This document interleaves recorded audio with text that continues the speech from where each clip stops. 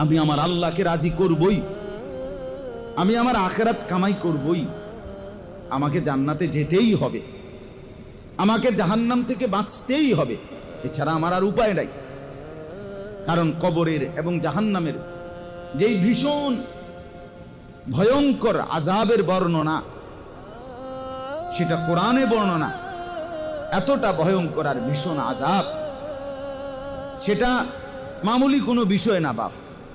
হেরে গেলে, হোঁচট খেলে, জাহান্নামে পড়ে গেলে আপনি আর ফিরতে পারবেন না, এক সেকেন্ড সহ্য করতে পারবেন না।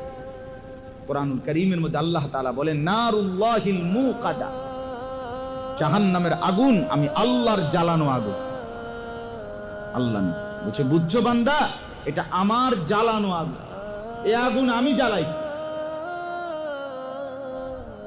নারুল্লাহ, নারুল্লাহ, আল্লাহর আগুন, মুকাদা।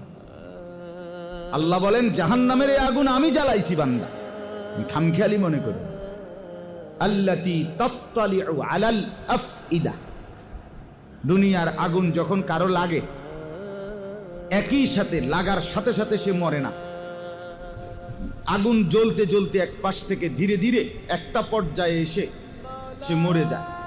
ভেতর আসতে এবং পুরা দেহ একসাথে জ্বলে না,